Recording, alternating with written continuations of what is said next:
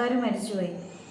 ചിലരുടെ വീട് നിറച്ച് വെള്ളവും ചെളിയും കൂടെ കയറിയിട്ട് ആ വീട് അവരെങ്ങനെയൊന്ന് വൃത്തിയാണേലും ഈ പ്രാവശ്യം കുറച്ച് മഴയെ പെയ്തു. എല്ലാവരും പറയും ഈ പ്രാവശ്യം വെയില മഴ കിട്ടൂല. അതെ കിട്ടിക്കഴിഞ്ഞപ്പോഴത്തേക്കും അമ്പലത്തിന്റെ പാലത്തിൽ ആരെങ്കിലും നിൽക്കണ്ടായിരിക്കും, അവിടെ നിന്ന് പിടിക്കുന്നുണ്ടാവും. അതുകൊണ്ടാ അവർക്ക് കിട്ടാതെ പോണതല്ലേ ഇങ്ങോട്ട് കിട്ടുള്ളൂ. അതിന് മുമ്പിലുള്ള പാലത്തിൽ നിന്നിട്ട് അവിടെ നിന്ന് പിടിക്കും. ഇന്നിപ്പോ വെള്ളമൊന്നുമില്ല, ഇന്നിപ്പോ വെള്ളം താന്നു. ഇന്ന് ഞാൻ അങ്ങോട്ട് പോയില്ല കേട്ടോ. ചേട്ടൻ പോയില്ല. ഞാൻ പോയി, ഞാൻ പുല്ല് വെട്ടാൻ.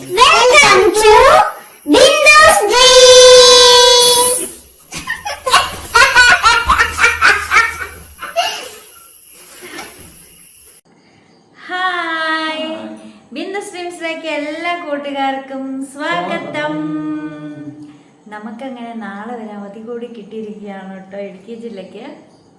ഭയങ്കര സന്തോഷമാണ് ഇടുക്കിയിലേക്ക് അവധി കിട്ടുമ്പോൾ, ഭയങ്കര സന്തോഷം. ആൻസോട്ടനെ എനിക്ക് ആൻസോട്ടൻ ടോയ്ലറ്റിലാണ് കേട്ടോ. ഇപ്പം തന്നെ വരും. അവൻ വരുന്നതിന് മുമ്പ് അവനെ ഒന്ന് ഇൻട്രോ ചെയ്ത് നിർത്തിയേക്കാം ആൻസിനെ കേട്ടോ. അപ്പം ഞങ്ങളാണെങ്കിൽ നമ്മുടെ നാട്ടിലെ വെള്ളപ്പൊക്കത്തിൻ്റെ അവസ്ഥയൊക്കെ കാണിച്ചുകൊണ്ട് ഒരു വീഡിയോ ഇട്ടിട്ടുണ്ടായിരുന്നു. ആ വീഡിയോയ്ക്ക് നല്ല പിന്തുണ ലഭിച്ച് നല്ല റീച്ച് കിട്ടിയിട്ടുണ്ടായിരുന്നു. കാരണം തോട്ടിൽ പെട്ടെന്ന് വെള്ളം കൂടിയ ഒരു വീഡിയോയാണ് നമ്മൾ ഇട്ടത്. നമ്മൾ പോയി നിന്നപ്പോൾ അത്ര വെള്ളമൊന്നും ഇല്ലായിരുന്നു അല്ലേ? പോയി കഴിഞ്ഞ വെള്ളം കൂടി. ആ ചേട്ടനും വേറൊരു ചേട്ടനും കൂടെ കൂടിയിട്ട് അവിടെ അടിഞ്ഞു കൂടിയ ചപ്പുചവറുകളെല്ലാം നീക്കം ചെയ്യുമായിരുന്നു. അന്നത്തേക്കും പിന്നെ വന്നവരെല്ലാരും കൂടെ കൂടി അല്ലേ? അപ്പം വന്നവരെല്ലാം നോക്കി നിന്നില്ല, എല്ലാരും സഹായിച്ചു. അതുകൊണ്ട് അങ്ങനത്തെ വീഡിയോ കണ്ടു കഴിഞ്ഞപ്പോഴത്തേക്കും ഇപ്പം നിങ്ങളുടെ നാട്ടിലെ അവസ്ഥ എന്താണെന്നൊക്കെ ചോദിച്ച് വെള്ളം ഇറങ്ങിയോ ഇങ്ങനെയൊക്കെ ചോദിച്ചിട്ട് മെസ്സേജൊക്കെ ഇട്ടിട്ടുണ്ടായിരുന്നേ. എന്നാൽ ഇപ്പം നമ്മുടെ അവസ്ഥ വെള്ളമൊക്കെ ഇറങ്ങി. ഇന്നാണെങ്കിൽ ഉച്ച വരെ നമുക്ക് വെയിലായിരുന്നു. ഉച്ച കഴിഞ്ഞ് നല്ല അന്യായമായിട്ടൊരു മഴ പെയ്തു. നമുക്ക് അന്യായമായിട്ടെന്ന് വെച്ചിട്ടുണ്ടെങ്കിൽ നല്ല രീതിയിലൊരു മഴ പെയ്തിട്ടുണ്ടായിരുന്നു. പിന്നെ ക്യാമ്പ് അങ്ങനെയുള്ള കാര്യങ്ങളൊന്നും ഇല്ലായിരുന്നു. കറണ്ട് പോക്കോ നെറ്റ്വർക്ക് കട്ടിങ്ങോ അങ്ങനെയുള്ള കാര്യങ്ങളൊന്നും ഇല്ലായിരുന്നു. പിന്നെ അതുകൊണ്ട് തന്നെ നമുക്ക് വലിയ ബുദ്ധിമുട്ടൊന്നും വേറെ ബുദ്ധിമുട്ടൊന്നും വന്നില്ല. വീടുകളിലേക്കൊന്നും അങ്ങനെ നമ്മുടെ ഇവിടെയൊന്നും വെള്ളമൊന്നും കയറിയിട്ടില്ല. പിന്നെ ഈ ഭാഗത്ത് വെച്ചാൽ ഉരുളൊക്കെ പൊട്ടി വന്നെങ്കിലും നമ്മുടെ ഈ ആൾതാമസം ഇല്ലാത്ത ഭാഗത്തു നിന്നൊക്കെയാണ് ഉരുള് പൊട്ടിയൊക്കെ വന്നത് അല്ലേ, ഉരുൾപൊട്ടലുണ്ടായതൊക്കെ. പക്ഷെ ആ വെള്ളമെല്ലാം വരുന്നത് നമ്മുടെ തോട്ടിലേക്കാണ് അല്ലേ? ഇതിൽ വന്നാ ഒഴുകുന്നത്. അപ്പം ഈ മലയിൽ താമസം ഇല്ലാത്ത മലകളുണ്ട്, ആള് കയറിപ്പോലും ഇല്ലാത്ത മലകളുണ്ട്. അവിടെയൊക്കെ വെള്ളം വരുമ്പോഴേ ഇന്ന സ്ഥലത്ത് ഉരുള് പൊട്ടിയെന്ന് അറിയുള്ളൂ. ആൻസിങ് വന്നില്ലല്ലോ. ഒന്നൊന്ന് അവൻ്റെ എന്തെങ്കിലുമൊക്കെ കാര്യങ്ങളുണ്ടെങ്കിൽ പറഞ്ഞേനെ. ഞങ്ങള് സത്യത്തിൽ നമ്മൾ ഈ ചപ്പുചവറ് നീക്കുന്നോർത്തൊന്നും അല്ല പോയേ ഇന്നലെ അല്ലേ? അവള് ജസ്റ്റ് വെള്ളം കാണാൻ പോയതായിരുന്നു. മഴ ഇങ്ങനെ നിൽക്കാതെ പോയി. അപ്പൊ വെള്ളം എന്തായിന്ന് അറിയാൻ വേണ്ടി പോയതാ. അപ്പൊ ചെന്ന് കഴിഞ്ഞപ്പോ പലരും വന്നു. അപ്പോൾ പലരും കൂടെ കൂടി ആ ചപ്പുചവറൊക്കെ തള്ളി വിട്ടു. അന്നേരം വീണ്ടും മുകളിൽ നിന്ന് വെള്ളം കൂടിക്കൂടി വരും. അപ്പൊ പാലത്തെ മുകളിൽ കയറി വെള്ളം. അപ്പൊ അങ്ങനെ ഇപ്പൊ കൂടിക്കൊണ്ടിരിക്കുകയാണ്. ഇന്നിപ്പോ വെള്ളമൊന്നുമില്ല, ഇന്നിപ്പോ വെള്ളം താന്നു. ഞാൻ അങ്ങോട്ട് പോയില്ല കേട്ടോ. ചേട്ടൻ പോയില്ല. ഞാൻ പോയി, ഞാൻ പുല്ല് വെട്ടാൻ പോയി. പാലത്തിന് താഴെയുള്ള വെള്ളം പോണേ, 1 മീറ്റർ താഴെ നിൽക്കണേ. പക്ഷെ ഒരു കാര്യം, അവിടെ മഴ പെയ്ത എപ്പോ വേണമെങ്കിലും ഇവിടെ വെള്ളം പോകാം. ഇവിടെ വെയിലാണെന്നും വിചാരിച്ച് നമ്മള് വെള്ളം ഇല്ലാന്നോർത്തോണ്ടൊന്നും ഈ തോടിന്റെ പാലത്തിലൊന്നും നിൽക്കാൻ പറ്റില്ല. പെട്ടെന്നെങ്ങാനും ഒരു മഴ പെയ്ത അവിടെ എങ്ങാനും, ഇവിടെ അല്ല, ഒരു 15-20 കിലോമീറ്റർ അപ്പുറത്ത് മഴ പെയ്താൽ മതി, നമ്മുടെ തോട്ടിൽ വെള്ളമായി, പാലം കവിഞ്ഞ് വെള്ളമായി. അത് തന്നെ ഭയങ്കര ഒരു പല സ്ഥലത്തെ ഭാഗത്ത് പെയ്ത് വരുമല്ലേ, വെള്ളം പോകും. നമുക്ക് വേറെ ബുദ്ധിമുട്ടൊന്നുമില്ല. ചേട്ടൻ്റെ തലയുടെ ഇവിടെ എപ്പോഴും കാണുന്ന നേരെ ഇരിക്കാൻ. ചേട്ടനെ മുടി വളർത്തിയ ഫോട്ടോ ഞാൻ കാണിച്ചു തരാം കേട്ടോ. ചേട്ടൻ്റെ ആദ്യത്തെ പാസ്പോർട്ട് പൊടിമീശ മുളയ്ക്കണ കാലം. 10-18 വയസ്സുള്ളപ്പോഴല്ലേ ആദ്യത്തെ പാസ്പോർട്ട് എടുക്കുന്നേ?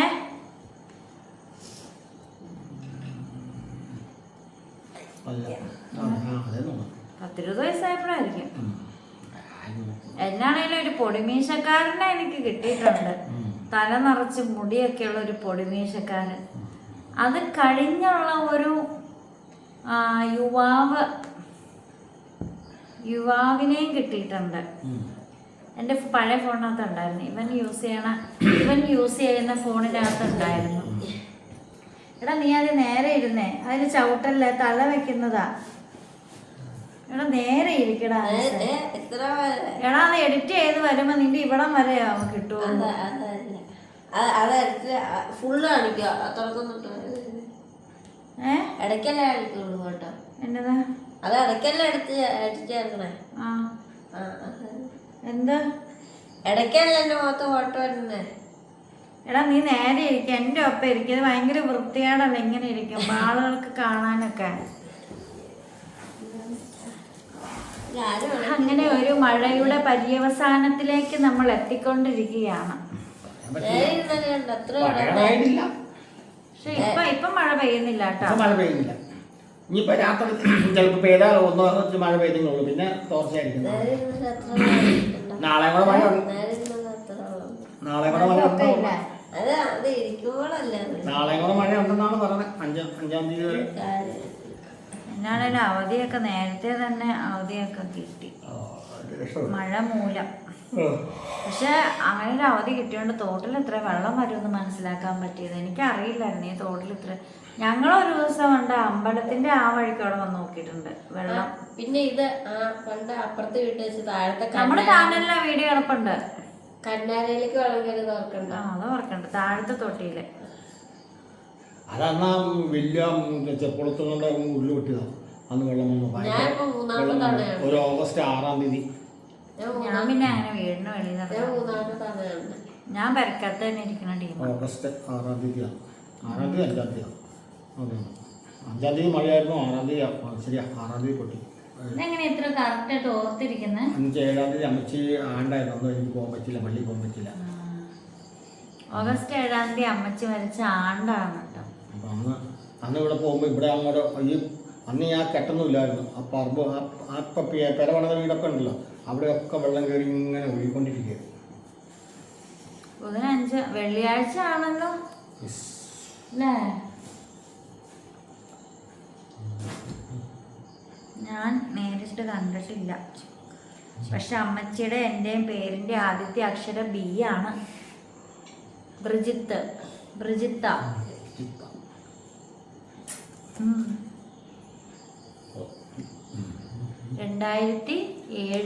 അല്ലേ? 2007 എന്നൊക്കെ പറയുമ്പം ഞാൻ PGക്ക് പഠിക്കുക, MAക്ക് പഠിക്കുക. 2007 ഓഗസ്റ്റിലൊക്കെ. 2006 ഞാൻ ഡിഗ്രി കഴിഞ്ഞു.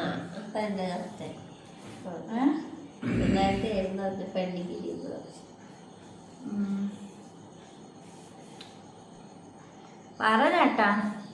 അങ്ങനെ വീഡിയോ ചേട്ടന് കോട്ടുവായാണ് വീഡിയോ. എപ്പോഴും അങ്ങനെ തന്നെ ഒരു ആക്റ്റീവ് അല്ല. ഇവിടെ ആരും ആക്റ്റീവ് അല്ലേ വീഡിയോ എടുക്കാനായിട്ട്. ഞാനിങ്ങനെ പറയുന്നത് അയ്യ ഇടയ്ക്കൊന്നും നുള്ളി കുറയ്ക്കണെന്തിനാ? നിങ്ങൾ ആരെങ്കിലും കാണുന്നുണ്ടോ? ഇങ്ങനെ കൈയിട്ടിട്ട് കൊണ്ടുവന്നിട്ട് ഇങ്ങനെ ഇടയ്ക്കൊന്നും ആ തോണ്ടണം നുള്ളണം കറക്റ്റ്. ചേട്ടന്റെ കൈക്ക് അങ്ങനെ ഒരാ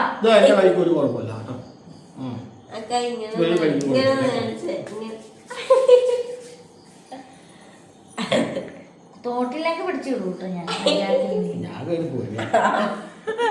ചേട്ടന് നീന്തലറിയാം.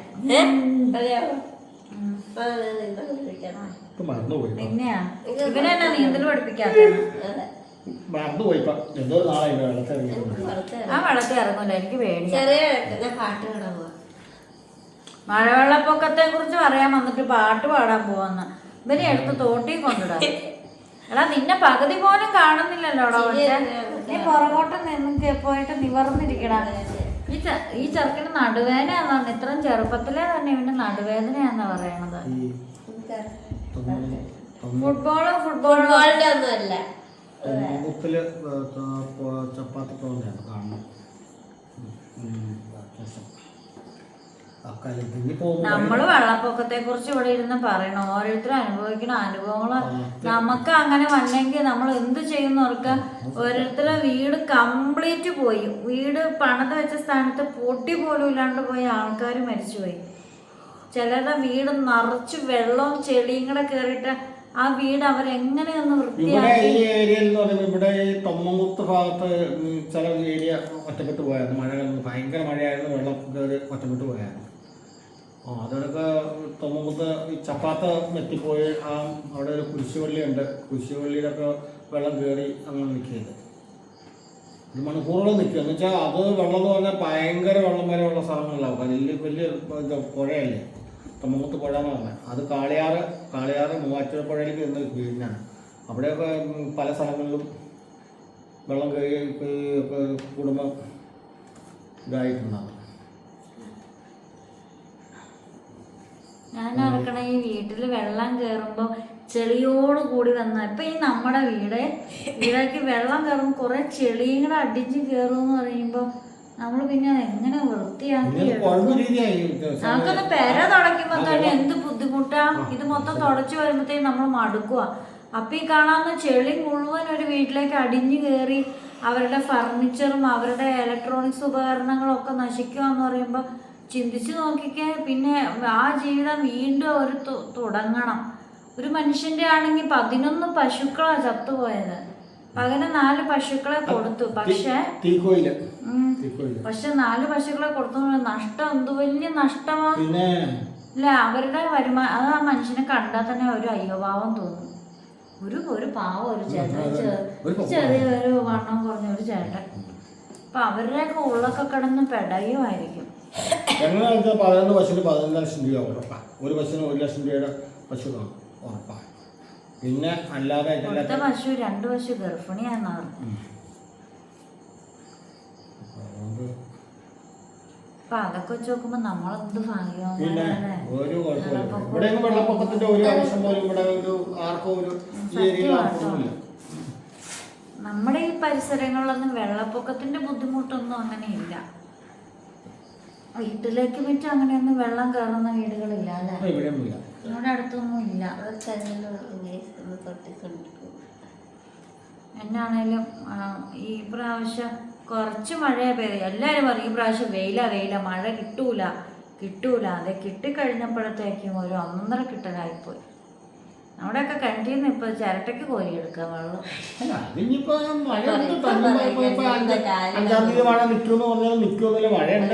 ആകാശം കാണാൻ പാടില്ല.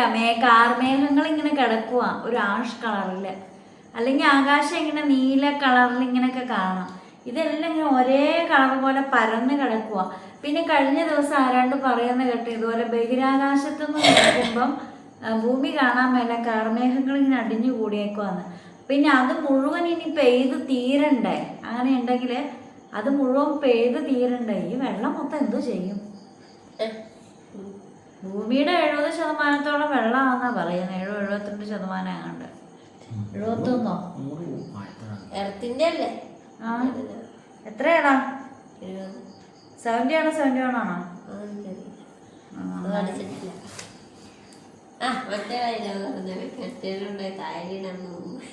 എന്റെ കിണറിന്റെ അടുത്ത് ഇപ്പൊ കടലിൽ കൊണ്ടിടാൻ തോന്നുന്നു. മെയ് മാസം വന്നപ്പോഴത്തേക്കും കിണറില് വെള്ളം ഒന്ന് തോന്ന് താഴേക്ക് പോയായിരുന്നു. പക്ഷെ നമുക്ക് നമ്മുടെ ആവശ്യത്തിന് മോട്ടർ അടിക്കാനുള്ള വെള്ളമൊക്കെ പറ്റൊന്നും വെള്ളം താന്നു ഒരിക്കലും വെള്ളം താന്നിട്ടില്ല. നമ്മുടെ ആവശ്യങ്ങൾക്ക് കിട്ടും.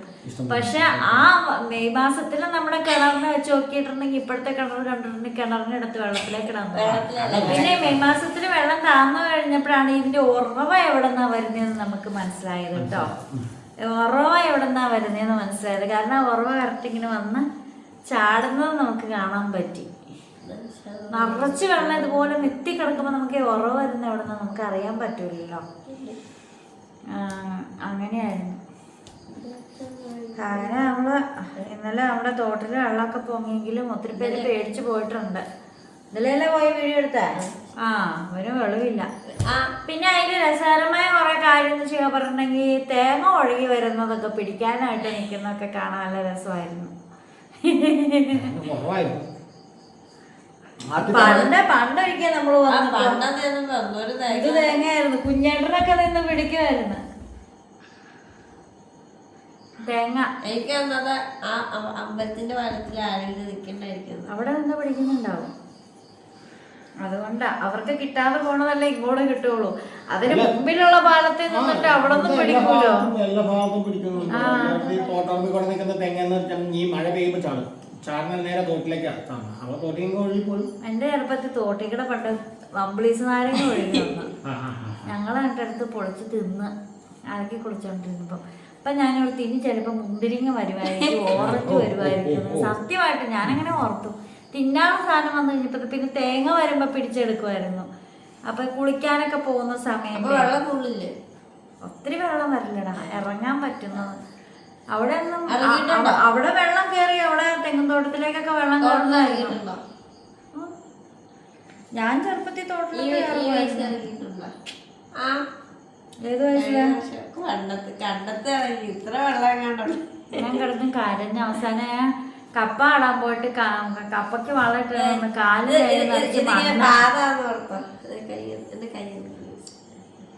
കാല് മേലെ നിറച്ച് മണ്ണായിരുന്നു. അതിന്റെ വീഡിയോ അതിന്റെ ഫോട്ടോ എന്നോട് ആഡ് ചെയ്യാതെ കപ്പയ്ക്ക് വളം ഇടാൻ ഇറങ്ങി. ചേച്ചി എന്നോട് ഇറങ്ങണ്ടെന്ന് പറഞ്ഞു എന്നെ വഴക്ക് പറഞ്ഞു. എനിക്കതൊന്നും അറിയില്ല എന്ന് ഓർത്ത് കപ്പയ്ക്ക് കാട് പറിക്കാനും വളം ഇടാനും വേണ്ടി ഞാൻ എന്നിട്ട് ഇറങ്ങിയ രസമല്ല, നൈറ്റിയൊക്കെ ഇട്ടാ പോയെ. കാല് മേലെ നിറച്ച് മണ്ണ്, നൈറ്റി മണ്ണ്. അപ്പൊ ഇത് കഴുകി കളയണല്ലോ, അല്ലെങ്കിൽ ചേട്ടൻ എന്നെ വണ്ടിയെ കയറ്റുമല്ലോ. അങ്ങനെ ഇത് തോട്ടിലിറങ്ങാന്ന് പറഞ്ഞു. ഈ ചെറുക്കൻ തോട്ടിലേക്ക് കണ്ണങ്കാലം വെച്ചത് ഇത്ര വെള്ളം ചെറുപ്പത്തേക്ക് പേടിച്ചു. അത്ര ഒന്നുമില്ലായിരുന്നു പോകുന്നത്. ഇത്ര വെള്ളം ഉണ്ടായിരുന്നു തോട്ടില്.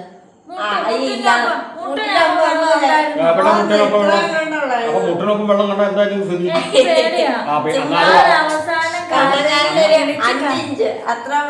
ഞാൻ കരഞ്ഞു വിളിച്ച് കരയെ കയറി അത് തോടുന്നൊന്നും പറയാനില്ല, ചെറിയ ഇത്രയോളൊക്കെ കൈയാണിയാ. പക്ഷെ ചെരുപ്പൊഴുകി പോയി. അത് ഞാൻ എടുക്കാൻ വേണ്ടി എന്നിട്ട് ഞാൻ ബക്കറ്റില് വെള്ളം കോരി റോട്ടിൽ കൊണ്ടുവച്ച് കാലൊക്കെ കഴിയും. നല്ല കോരിയവൻ. ചേച്ചി അറിയാം, വാറയ്ക്ക് ആൾക്കാർ പോകുമ്പോ നാണക്കേട വാറയ്ക്ക് ഇത്രയും നല്ല തോട് കിടക്കുമ്പോ ബക്കറ്റിൽ കോരി റോട്ടിൽ കൊണ്ടുവച്ച് കാലും കൈയും കഴിക്കുന്നത് നാണക്കേടാന്ന് പറഞ്ഞ് ഞാൻ ആ ഫോട്ടോ ഇതിനകത്ത് ആഡ് ചെയ്യട്ടെ. എന്റെ ഫോണിനകത്ത് ഉണ്ടെങ്കിൽ ആഡ് ചെയ്തേക്കാട്ടോ, നല്ല രസമാണ്. ഞാൻ അവിടെ നിന്ന് കപ്പയ്ക്ക് കാട് വെക്കാൻ നൈറ്റൊക്കെ ഇട്ടണം. പക്ഷെ ഞാൻ എല്ലാ ജോലിയും ചെയ്തില്ലേ, കാടൊക്കെ പറിച്ചില്ലേ.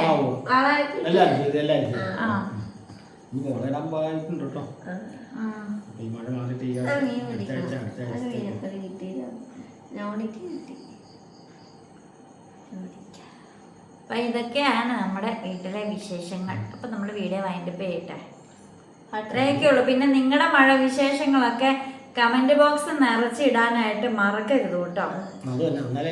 ഞങ്ങൾക്ക് അറിയാൻ പറ്റുള്ളൂ ഏത് നാടാന്ന് പറയണം, നിങ്ങളുടെ ഇപ്പോഴത്തെ സിറ്റുവേഷൻ പറയണം. അല്ലാതെ ഞങ്ങളെ എല്ലാവരും കാണുന്നുണ്ട്, ഞങ്ങളാരും അറിയുന്നില്ലല്ലോ. കമന്റ് ഇട്ടാൽ മാത്രമേ നമുക്ക് അറിയാൻ പറ്റുള്ളൂ, നമുക്ക് കൂടുതൽ പരിചയപ്പെടാനായിട്ട് പറ്റുള്ളൂ. പരിചയപ്പെട്ടല്ലേ നമ്മൾ അത്ര ആത്മബന്ധം.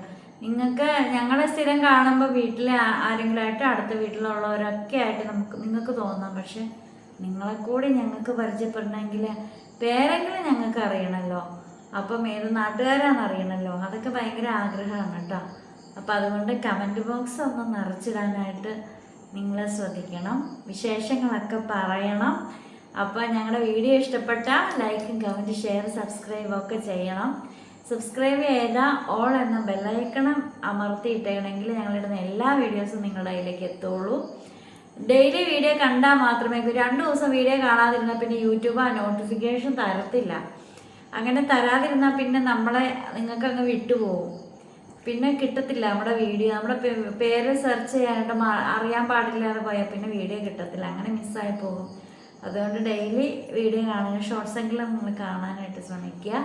വീഡിയോ കാണുന്ന എല്ലാവരോടും ഒരുപാട് നന്ദി പറയുകയാണ്. നിങ്ങളുടെ സ്നേഹത്തിനും സപ്പോർട്ടിനൊക്കെ പറഞ്ഞാൽ തീരാത്ത അത്ര നന്ദിയും സ്നേഹവും കടപ്പാടും ഒക്കെ ഉണ്ട്. അപ്പോൾ വീണ്ടും പുതിയ വിശേഷം പുതുത്തൻ വീഡിയോ ഒക്കെ ആയിട്ട് വീണ്ടും വരുവരേക്കും listening of Bindu's dreams. Bye. എനിക്ക്